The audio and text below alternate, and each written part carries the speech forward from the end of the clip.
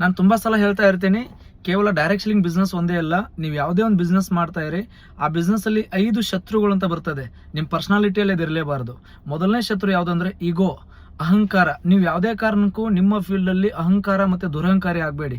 ಇದೇನಾದರೂ ಬಂದ್ಬಿಡ್ತು ಒಂದ್ಸಲ ನಿಮ್ಮ ವ್ಯಕ್ತಿತ್ವದಲ್ಲಿ, ಅಂದರೆ ನೀವೇನು ಸಂಪಾದನೆ ಮಾಡಿರ್ತೀರ, ಅದು ಹಣ ಆಗಿರ್ಬೋದು, ಒಂದು ಟೀಮ್ ಆಗಿರ್ಬೋದು, ನಿಮ್ಮದೇ ಆದಂಥ ಒಂದು ಎಂಫಾರ್ ಆಗಿರ್ಬೋದು, ಎಲ್ಲ ಕಳ್ಕೊಳ್ತೀರಾ.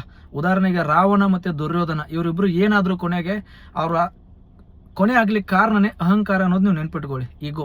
ಎರಡನೇದು ಹೆಜಿಟೇಷನ್ ಫೀಲ್. ನೀವು ಏನೇ ಒಂದು ವರ್ಕ್ ಮಾಡ್ತಾ ಇರಿ ಅದ್ರ ಮೇಲೆ ಹೆಜಿಟೇಷನ್ ಫೀಲ್ ಪಡಬೇಡಿ. ಸೊ ಅಲ್ಲಿ ಏನೋ ಒಂದು ಪ್ರಾಫಿಟ್ ಇದೆ, ಜಾಸ್ತಿ ನೀವು ಅರ್ನ್ ಮಾಡ್ಬೋದು ಅಂದರೆ ನೀವು ಧೈರ್ಯವಾಗಿ ಮಾಡಿ. ನಾನು ಅದ್ಯಾಕೆ ಮಾಡಬೇಕು ಇದ್ಯಾಕೆ ಮಾಡಬೇಕು ಅನ್ಕೋಬೇಡಿ. ಆ ಫೀಲ್ ಇರಬಾರ್ದು. ಇದು ದೊಡ್ಡ ಶತ್ರು, ನಿಮ್ಮನ್ನು ಹಾಳು ಮಾಡುತ್ತೆ ಬಿಸ್ನೆಸ್ಸಲ್ಲಿ. ನೆನ್ಪಿಟ್ಕೊಳ್ಳಿ, 2,000 ಕೋಟಿ ಆಸ್ತಿರೋ ಅಕ್ಷಯ್ ಕುಮಾರ್ ಅವರು, ಬಾಲಿವುಡ್ನ ಒಬ್ರು ಹೀರೋ, ಟಾಯ್ಲೆಟ್ ಕ್ಲೀನ್ ಮಾಡೋ ಒಂದು ಹಾರ್ಪಿಕ್ ಕ್ಲೀನರ್ನ ಅಡ್ವರ್ಟೈಸ್ಮೆಂಟ್ ಮಾಡಿ ತೋರಿಸ್ತಾರೆ. ಯಾಕೆ? ಮಂತ್ಲಿ ಅವರಿಗೆ ಒಂದು ಚಂದಾದಾರಿಕೆ ಬರ್ತದೆ ಅದರಿಂದ ಅಂತೇಳಿ. ಅವ್ರ ಹತ್ರ ಅದು ಈಗೋ ಇರಲಿಲ್ಲ ಅಂದ್ರೆ ಅದು ಮಾಡಲ್ಲ. ಮೂರನೇದೇನೆಂದರೆ ಡೌಟ್, ಸೆಲ್ಫ್ ಡೌಟಲ್ಲಿ ನೀವು ಮಾಡ್ತಾ ಇರೋ ಬಿಸ್ನೆಸ್ನ ಮಾಡಬೇಡಿ. ನಾನು ಇಲ್ಲಿ ಕ್ಲಿಕ್ ಆಗ್ತೀನೋ ಇಲ್ಲೋ, ಯಾವುದೇ ಕಾರಣಕ್ಕೂ ಇದಿರಬಾರ್ದು. ನೀವು ಏನಾದರೂ ಒಂದ್ಸಲ ಬಿಸ್ನೆಸ್ನ ಡೌಟಲ್ಲಿ ನೋಡಿದ್ರಂದ್ರೆ ನಿಮ್ಮ ಬಿಸ್ನೆಸ್ನ ನೀವೇ ಕಿಲ್ ಮಾಡ್ದಂಗೆ ಆಗುತ್ತೆ. ಬಿಸ್ನೆಸ್ ನಿಮ್ಮನ್ನೇ ಅಕ್ಸೆಪ್ಟ್ ಮಾಡ್ಕೊಳ್ಳೋದಿಲ್ಲ, ನಾನು ಇವನನ್ನು ಗೆಲ್ಲಿಸ್ಬೇಕಾ ಬೇಡ ಅಂತೇಳಿ. ಯಾಕೆ? ನೀವು ಬಿಸ್ನೆಸ್ನ ಡೌಟಲ್ಲಿ ನೋಡ್ತಿರ್ತೀರ. 4ನೇದು ನೆಗೆಟಿವ್ ಥಿಂಕಿಂಗ್. ಯಾವುದೇ ಕಾರಣಕ್ಕೂ ನೀವು ಮಾಡ್ತಾರೋ ವರ್ಕು ನಿಮ್ಮ ಜರ್ನಿಯಲ್ಲಿ ನೆಗೆಟಿವ್ ಆಗ್ಲಿಕ್ಕೆ ಹೋಗಬೇಡಿ, ನೆಗೆಟಿವ್ ಆಗಿ ರನ್ ಮಾಡಬೇಡಿ. 5ನೇ ದೊಡ್ಡ ಶತ್ರು, but not the list, silly reason ಕೊಡೋ ಹ್ಯಾಬಿಟ್ನ ಬಿಡಿ.